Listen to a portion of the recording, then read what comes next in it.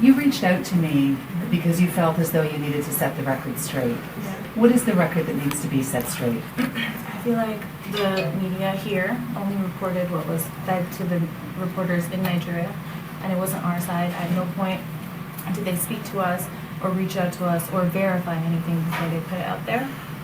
Most of it was false. Even up till now, not anyone in the Nigerian media has tried to contact us for our side of the story because they only report what they're paid to report, pretty much.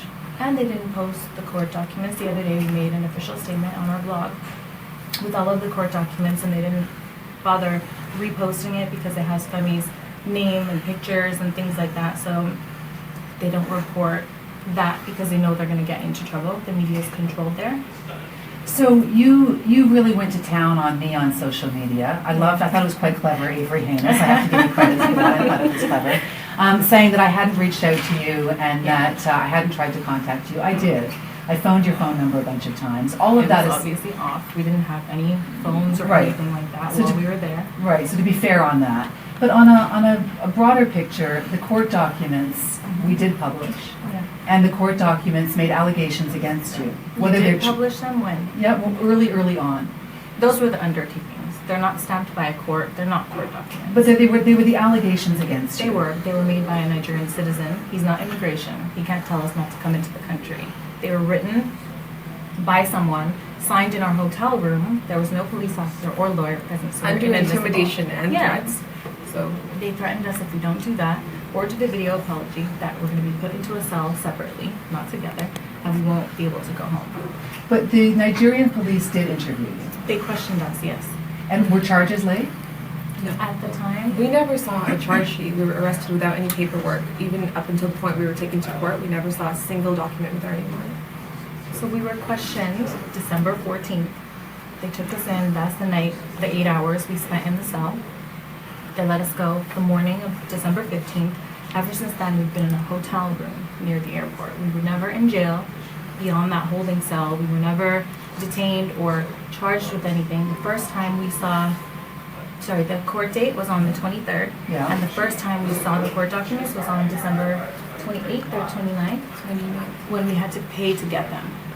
So you did have a court appearance. Yeah. And what happened at that court appearance?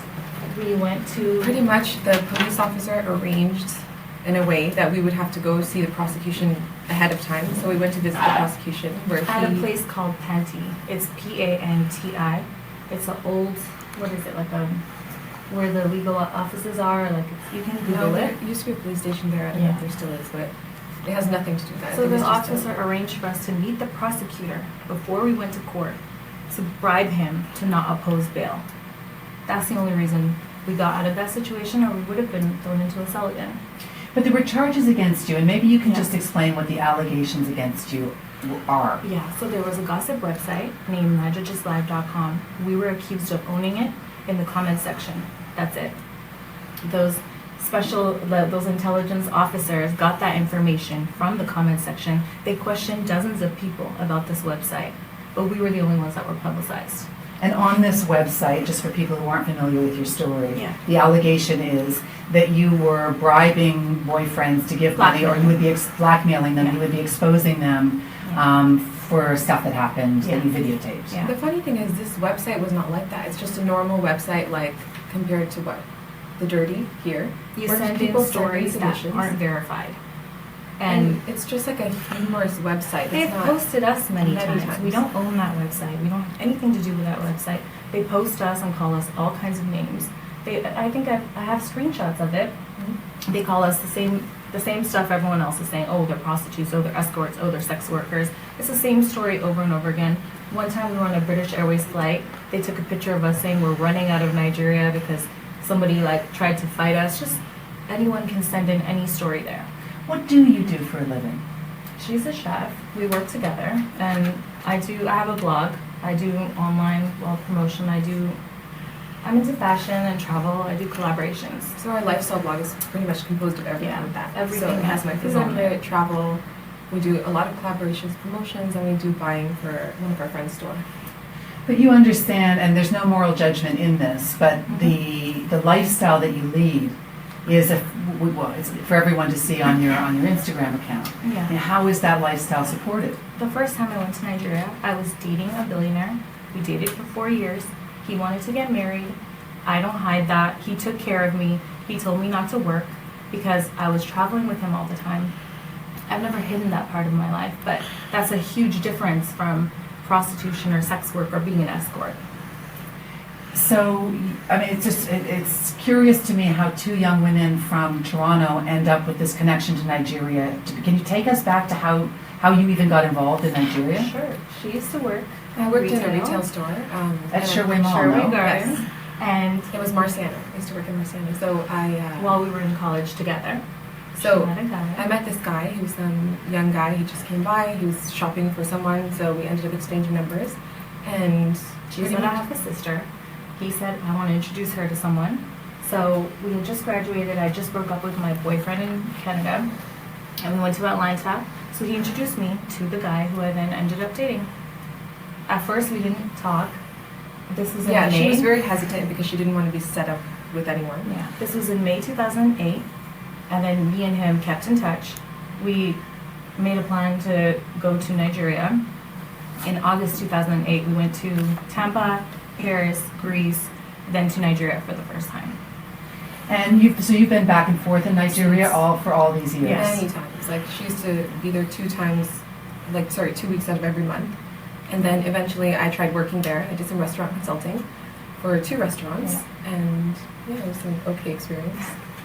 The experience of being accused of what you were accused of and what you went through in the Nigerian jail system Yeah. clearly was not the high life that people are used to seeing you on. No, absolutely not. We've never been through anything like that in Nigeria, not even close. It's just, even our friends that we knew or people we've known for so many years, they were kind of questioning if we were behind it, if we do actually have these naked pictures and videos, which are rumors that Femi spread, so that nobody would help us get out of the situation, and it worked. And Femi Otedola, for those who don't know, is Nigeria's richest man, one of the richest men claimed to be. I mean, he's on Forbes magazine. He's on Forbes, but his net worth has dropped from 1 point whatever billion to million, but nobody reported that. Because in the news, It's he more still wants interesting people to post say billionaire. billionaire. The And media so- there is manipulated, so. So the allegation is that you ticked off Femi Otedola, Yeah. and he went on a campaign to try to what? Have you tossed in jail? Well, I think the situation was so many people were questioned about this website. Only we were publicized for some reason as the owners. So I think out of all the people that were questioned, our names were the only ones that were familiar with Femi. So therefore, he assumed that we must have something to do with posting him or his family. Yeah. And the petition wasn't started by him. I feel like he doesn't have time to go out of his way to start this petition about a gossip website. The second petitioner actually did all the work. He has a file this big that he carries around everywhere, and he did all the work behind the scenes and finding out, because he was posted in the comment section. People said he has HIV, that all kinds of stuff And these about are him. anonymous comments from Anonymous anonymous comments, people. but he took that personal. And he basically used Femi and said, I'm doing this, I can do it for you too. But he needed Femi's connections and Femi's money. So you're sitting in a Nigerian jail, which is a big difference from the kind of life that you were leading there. Yeah. It seems as though you really ticked off a whole heck of a lot of people in Lagos. We did, because the rumors spread so fast because of the media. It took 2 days for the story to go everywhere, and then it was like, no matter what we said, nobody believes us. Even now when we talk, people are still questioning. I said we did the video apology in our hotel room. I have pictures to prove it. The wall looks the same, but people are like, why did you do the apology video if you're not guilty? Like, I've said it 100 times. We didn't have a choice. Anybody in that situation would have done the same thing.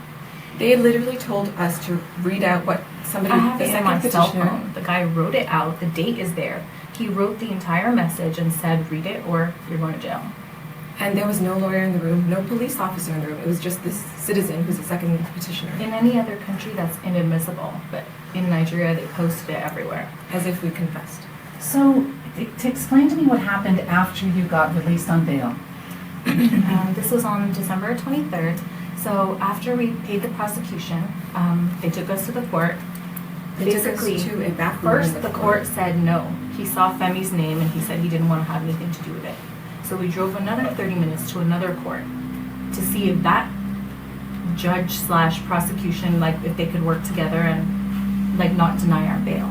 So then the other guy decided to call back. We ended up going to the first court we went to, and they took us to a back room.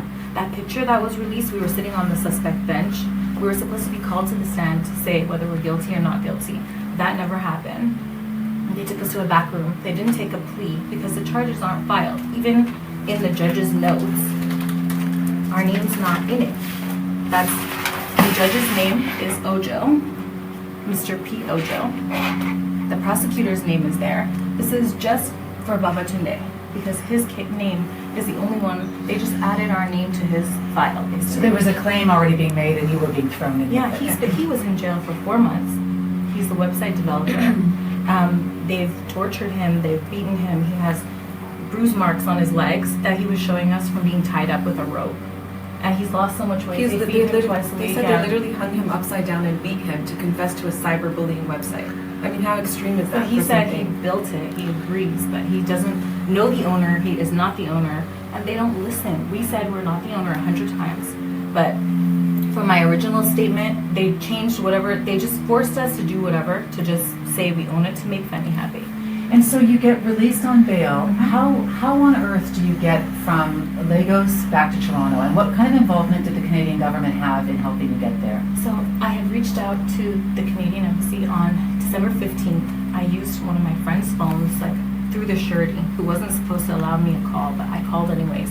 The only thing the embassy did was tell me that all they can do, if there's a case pending, because they can't interfere with local law if you're charged with something, that they can only send me a list of lawyers. I told them I don't have a cell phone. Where would I get this list of lawyers from? So that was attempt 1. Attempt 2 was the day before court. I had researched that the embassy can't do anything if we're officially charged. So she practically begged them, like was crying on the phone I was just saying that if you can even send like a legal representative or any Canadian embassy representative to make sure we're treated as Canadian citizens. Yeah, just so we get a lawyer, because we didn't have a lawyer.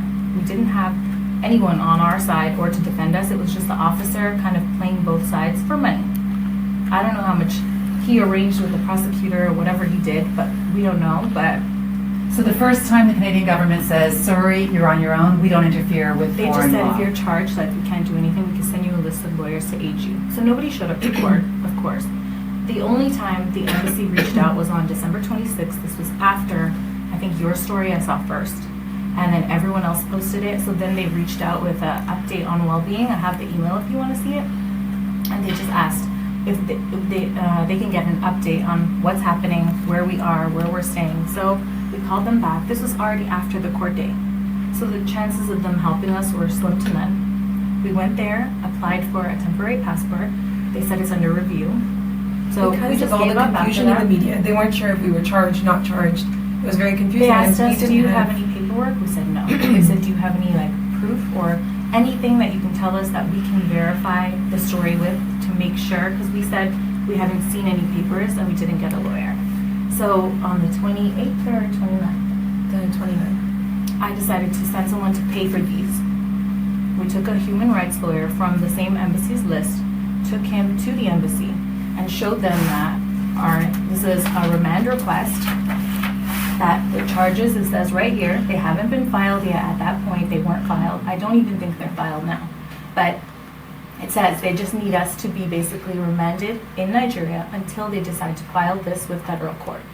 The court we went to was not even the one that can try this case. Then we looked at all this. I hadn't seen it, so it's only Babatunde's name. Our name's not in Femi's petition. Then, this was the story posted on Femi, which I posted on my blog as well. And then these are the official police statements. As the second petitioner, it's against Babatunde. Again, our names aren't anywhere in there. So our lawyer told us this, and he basically said, He you was guys kind have of been laughing sitting- and saying that Yeah. you guys have been sitting here and your names are not in the documentation and there's no evidence of any blackmail or even a threat to blackmail or extort anyone. If we blackmailed someone, I would encourage Femi or anybody to post the email or the text or how did we blackmail him? How did we contact him? Where was the threat? How much did we ask for? Nobody's released any of this information. They're just saying blackmail. So the Canadian government at first said there's nothing that we can do. Yeah. You hired a human rights lawyer from the Canadian list. Yeah. Yes. And they said, looking at these documents, we see that you haven't officially been charged Yeah. with anything. Mhm. Now I can help you? Yes, because if there's no case pending, if we're not actually tried and they're not filing papers and it's not a real case, we had to prove that it's bogus, like we were saying. We had to prove that this is all against him and not against us. They just added our names to the documents. So the lawyer wrote an affidavit or whatever, like signed it, explaining in layman's terms what all these mean. And then what did the Canadian government do? And then they issued us. I had suggested to somebody that works at the Canadian Embassy, because they said that they couldn't issue us a temporary passport. So I did some research, and I found that there's something called an emergency travel certificate. So I told him about it. He said he'll look into it, and that's what they were able to give us. It was a piece of paper that pretty much has your name, and it And a photo. allows you to come straight to Canada. Nowhere and then you else. hand the paper in as soon as you land. Well, so you're given this temporary passport, this temporary emergency papers in order to leave. And when did you leave? You left almost. We got it on, so this happened the 29th. We got it on, First. oh no, wait, was it the 30th? He signed everything. The first, we got the paper, we flew that same evening. And who paid for your flights? We did. And you flew from where to where to where? From Lagos, on Air France, through Paris, because that's the connection, to Toronto, And you've been back in Toronto since the beginning of January. since January 2nd. And what have you been doing in that time? The only reason we remained Yeah. silent is to just protect someone that helped us in Nigeria. We couldn't speak out because he's being threatened, and they're just, I don't know, I think he doesn't feel safe. So. Yeah. Do you guys feel safe now? I mean, you have angered some very powerful people, even though it's a Yeah. world away. That's why I feel like we had to speak out, because if we don't tell our story and we sat quiet for another month and they decided to publish something or do anything, it would all be quiet. So it's because of that. Like, we wanted to speak out as soon as we got home. I wanted to call you like as soon as we got home, but Yeah, we were gonna. everyone advised against it. Our Canadian lawyer, we took the documents to him as well, just to make sure that in the future they can't like get Interpol involved or something. And he was just laughing like, "There's nothing in here. There's your Even name's now, not in we've here." been receiving threats that what they're planning to do is go to the court, forge documents, which is very possible in Nigeria because it's very corrupt. So they're planning to forge documents and put together something to go to Interpol to issue a red notice. So for that's us. why we posted everything we have, just in case they tamper with anything. We gave a copy to our lawyer, just to make sure. I listed even on my Instagram that the court 36 documents are pages. 36 pages. This is what's on each of them, just in case they add anything to the file. So you're concerned that someone back in Nigeria could be making steps so that your travel anywhere could be an issue because Yeah. you'd be on Interpol. I don't think it's possible. I don't it's think very so. far It's very to far-fetched, try but to you never take know. these bogus documents with no evidence of anything to just. But if you go back to Nigeria, We won't ever go back to That's not Nigeria. but if you did go back to Nigeria, there is still a case pending against Yeah, you. they would throw us in jail. They wouldn't even take us to court. They don't want to take us to court. Femi can't come to court, which is why he's never showed up to any court date. I think the thing for a lot of Canadians, the question is, I mean, I think about over the years, all the stories that I've done of people who are accused of a crime in a foreign country, and the Canadian government just says, we don't interfere with other countries' laws. Yeah. Allegations were made against you, whether they're true or not are almost irrelevant. And the Canadian government did, in this case, interfere. I mean, they essentially got you out, Yeah. so you didn't face another country's justice system. I think they saved us because there was one woman at the embassy. If it wasn't for her, I don't think we would have gotten out. She sympathized with the entire story. I told her everything from beginning to end. And she understood how corrupt the system is, that a man with money can take you to court and do whatever he wants in Nigeria because it's possible there. And even still, even if there was an actual case pending, legally the court should be the one that holds our passports or anything else. A police officer is still holding our passports on the command of this assistant commissioner who is working for Femi.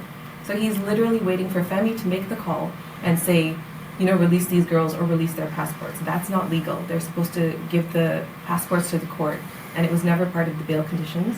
It even shows in the paperwork. This will not be a surprise to you. There's very little sympathy for either of you. We don't want We sympathy. don't care about sympathy. That's Yeah, the I don't want point. anyone's sympathy. I don't care what people think. We never have. And We're not the people talk about victims. us Yes, all- we were in a situation and victimized in a way, but And we I put don't- ourselves there. We were in Nigeria. I mean, we've never seen that side of Nigeria, but we don't want sympathy. I just want, I don't like the accusations of all this stuff. If they wanted to say, I don't know, something that's even half true is just too much. It's too far-fetched. How would we kidnap a grown man? Like, yeah, especially at in the Nigeria. point, I always thought the case would be cyber stalking, even when we went, because there's no cyberbullying in Nigeria, so I thought the case was cyber stalking. When we saw that the charges against us were kidnapping, we were shocked. You said we tried to kidnap him. Who would try that? He's a billionaire. Like, who would try to kidnap him? And I just didn't understand that. I saw that on the 26th. I hadn't seen it up until then. Sorry, the 29th when we got the documents. But what do you make of the social media response? I mean, you both live your life on Instagram. I mean, Yeah. everybody knows so much about. The funny thing is we don't live our life on Instagram. We only post 10% of our life on Instagram. We don't post. We never post like Yeah. half the stuff we actually do, But the stuff you post, kind of, I guess my question to you is, I'm wondering whether, because of the stuff that you post, these two beautiful young women in their Louis Vuitton, their Rolexes, on yachts, that somehow that plays into the fact that people, I mean, you are being ripped, Yeah. and But that's normal. that's always happened. We've always We've been never- attacked on social media. I think it's because we put our lives out there and add the luxury so people say, what do you do for a living? Like, how are you living this life? Are you an escort? Are you this? Are you that? but are you, I mean, it's No. hard to believe that you can afford that kind of lifestyle without it. I dated a billionaire for years. He took care of me. He showed me the world. He showed me things I wouldn't normally be used to. Like, I'm open about that. It's not like I'm saying, but I've never been paid for sex. I've never been, I was in a relationship with him for 4 years. We were together all the time. You know, like, He people took know her to about this. India because he wanted to get used to her culture as well. It's not just And he was trying to make his friend ask my parents for my hand in marriage. This is, like, we dated for 4 years, so I just don't like, that's not, just the word prostitute and escort and sex worker bothers me. Nothing else about this stuff bothers me. What does your mom make of all this? We hadn't spoken to her until I think after the story went on the media. We didn't want to worry them because how they made it sound in Nigeria was that everything was going to be kept hush-hush, so we'll be going home soon. The funny thing is, the part about the story I think people don't understand is that when we were in the police station, this was the second day or third day. So they were questioning us. They wanted to search all our electronics. We allowed them because we didn't have a choice. So they searched everything and they said, okay, fine, you're ready, you're set to go. Make sure you have a Nigerian citizen we can release you to. So we called someone to be our surety. So when this happened, we thought we were going to be released. Then I got a call from Femi through one of the police officers. And he said, hi Karen, I hear you're in some trouble. The guy held the phone to her ear like this, and she hears Femi's voice. This is the billionaire who has launched, and I think even Nigerian media said that he was funding the investigation into both of you, okay? We actually He's know against Femi. the website. He's not a stranger. We know him. We've known him. We've known him for 4 years. Like, Yeah. we used to be friends with him 4 years ago. So they hold the phone up to your ear. So he says, hi Karen, I hear you're in some trouble. Don't worry, I'm going to get you out of it. Come by my house, I want to see you. I said, okay. We went to his house on December 19th. That's when nobody knows. He was acting like he's not a petitioner. That Not he involved. He was just posted on the website and he wanted the website gone. He didn't say anything that, oh, I'm going to be pressing charges, nothing. He just said, cooperate with the police. If they want to look through your stuff, let them look and then clear it up and then you can go home. I'll call the assistant commissioner and tell him to release your passports. So we thought we were going home. We thought it was all settled. And then 2 So days a later, few they told days, us to sign an yeah, undertaking. from And the then 2 days, 19th. like it was just Mhm. a game. And so what does your mom make of all this? She's just, I don't know. I think she was shocked at first when she saw the media. And She thought we were in jail and, like, you know, she was reading all this stuff and of course she was upset by it, but I have to say, I think there were a lot of people who thought in those moments when you sort of disappeared, yeah. you didn't make your court appearance, Mhm. a lot of people thought you just ticked off one person too Yeah, many and that for maybe sure. you were dead. If we had stayed there any longer, I think we would be. I think if the embassy didn't help us and we didn't get out, we probably would be. so after we were released, we thought we were ready to go home. So they said, the police officer came and said, pretty much you can't go back to your hotel, it's not safe. And he said, you're going under police protection. We didn't understand what was going on. So he told us a few days later that pretty much there's a bunch of these men assumed that we were the website owners The ones because of posted on the website, they're not petitioners, but they were Okay. posted on it for having infidelities or they write any story about them. It's not verified. It might not be true, it might be true, but So they assumed that we were the owners just because what was posted on the media. Right away, they put ransoms on our head, saying that pretty much What would they say to the police officer? That they want to get us out of police protection on the way to the airport to deal with us themselves. Or And they this is wanted people to, like, we don't know. beat Like us random up or- people that were saying Yeah. that we'll offer 10 million naira if you tell us when these girls are going to the airport so we can handle them ourselves. because they were saying we shouldn't be in jail. They should beat us up and embarrass us, like record us on camera and like embarrass us like we embarrassed them. Or so all of the media saying that led to them just believing that we own the website. It was confirmed. This is kind of the crazy reality that you're faced with, that now all of a sudden you've got people who are calling for your heads, who are threatening to beat you up, who Mhm. you're in jail. Do you take any responsibility for getting yourself into that situation to begin with? But we don't own the website. Yeah. So I mean, the only responsibility I can take is that we go to Nigeria and a lot of people hate us there. So it was an easy thing Why to do pin they on hate us. you? They Why just don't like us because we're flashy, because I don't know, they I have mean, even questions with that we yours- don't answer, and then, I don't know, Yeah, we're just sometimes melty it's- on social media sometimes. So I understand why people don't like us. That's not my problem, but I guess I could take responsibility for that kind of. this was just a very good excuse for people that don't like us to just kind of chime in and say, yes, they're the website owners, and make up their own People were assumptions happy from we it. were in jail, Yeah. especially Nigerian women. Like, I hate to say it, but Because if you they felt look as at though the you were comments- taking their boyfriends. Yeah, if you look at the comments, their comments are, oh, you guys aren't even pretty. Men only like you because you're light skinned and you come to Africa. And oh, you guys should be in jail or you guys should be killed. There's comments all over. Like, I've been screenshotting. They're saying, like, Femi can still get you in Canada. Like, don't you worry. The more you talk, you're just pissing him off more, as if they know him or as if they're speaking to him, but they probably don't. They're just, it's So doing you both seem really sort of laissez-faire about the fact that there are very angry people who actually could hurt you in Canada. I mean, we've tried to We've protect done ourselves everything as to much as we protect could, but what can we do? Like, there's nothing much we can do about it. At this point, I don't think it would be smart because he has become our public enemy because it's been so Everyone widespread. knows about it. He would be an idiot to try anything like that. What happens with you now? I mean, how do you sort of I've seen on Instagram as well that you're back sort of posting stuff about your life here. Is your life still as high-flying? Will it continue to be the luxury Instagram, or what are you going to do with your I don't lives? think that will affect anything. I No. think it's just we wouldn't go to Nigeria. Yeah, we just wouldn't go to Nigeria. So how do you fund continuing on the flash of Instagram? But we've always been, I don't know, we've always been okay on our own. We have a great family, great support system. We've never needed anything from anyone. We just happened to fall into the situation. It's not like we went looking. Like, she had no idea that her boyfriend was a billionaire. She didn't know in the beginning. He's very simple. He wears polo clothing. He plays polo. He doesn't care about flashiness. So he's very He's humble. He's very humble. He's very conservative. So what happens for you now? What do you guys do now? I mean, are people recognizing you as you walk down the street? Sometimes, yeah. I guess we haven't really decided yet. So far, we've just been working on other things. Just dealing with this is still not over yet. It's almost over, and then after that, we can think about what we're going to do next. Well, you're 31 and 32 years old. Mhm. You've been back since January. I mean, are you working? Not right now. We haven't really been working. We've been the first 2 Of months we course, got home. We weren't naturally, doing anything. Yeah, We were the just in the situation was house. very traumatic, and Yeah. we don't feel like working on our blog. I don't feel like cooking. I don't feel like doing anything that I would normally be doing. Yeah. And what do you see for the future for both of you? It's always a hard question. I don't know. We're not planners. Yeah. You're not planners, No.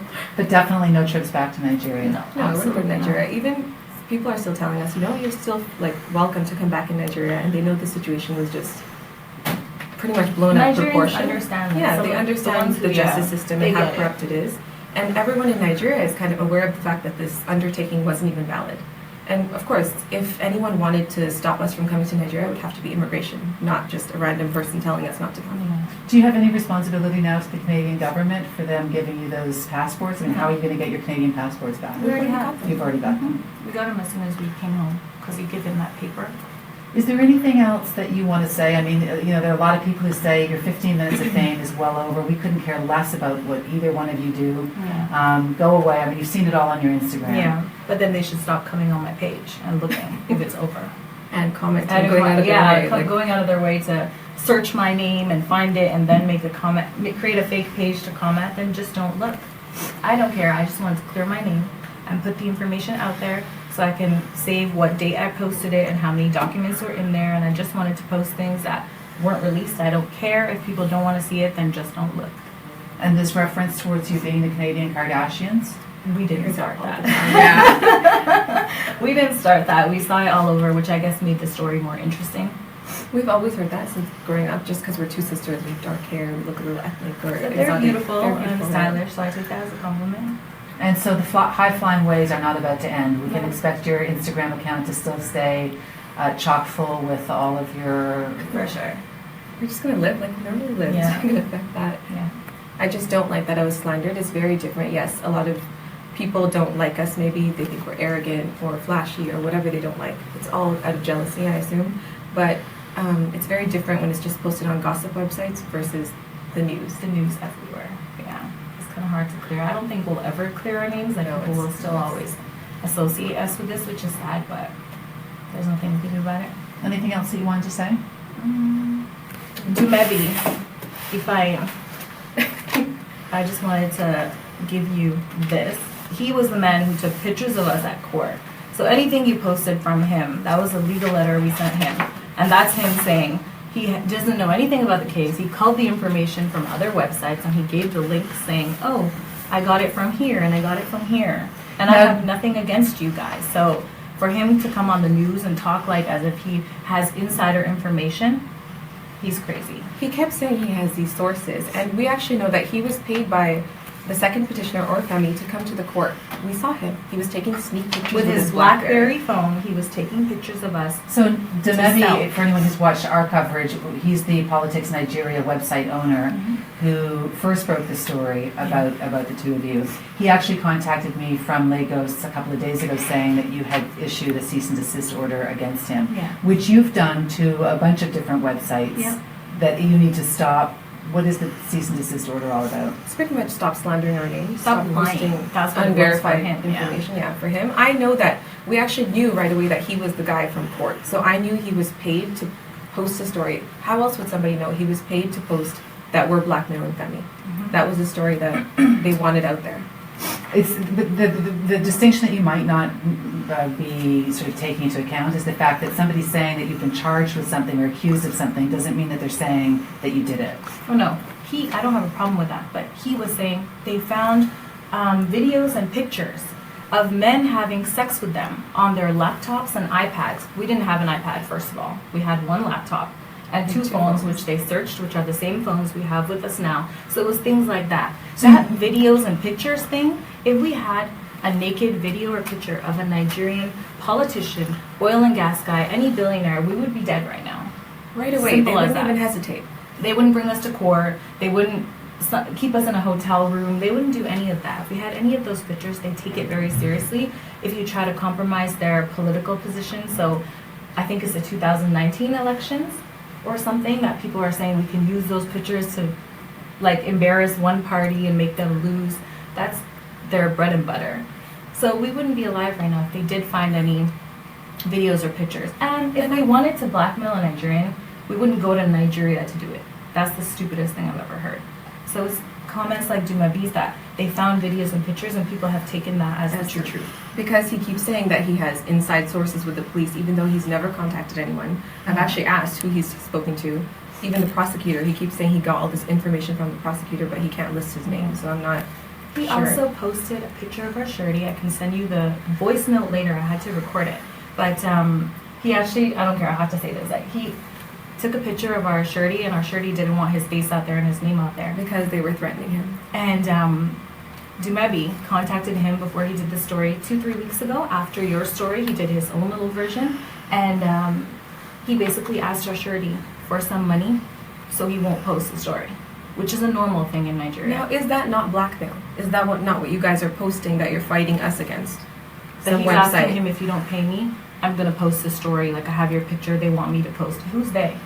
And then, of course, I asked the surety about it, and he told me, oh my God, it's that guy who was taking pictures of you guys in court. And I didn't even know it was the same person. This likely won't end for a very long time for either No, of you. for sure. Very confusing. And Yeah. Well, I'm grateful to you both for coming in, and as you mentioned in your email initially that you wanted to set the record straight, and I hope you feel We'll the just same. put our side out there for once, because so far it's never been anything we've said or anything that's happened to us directly from us. It's just these fabricated stories. Great, thanks so much. Thank you.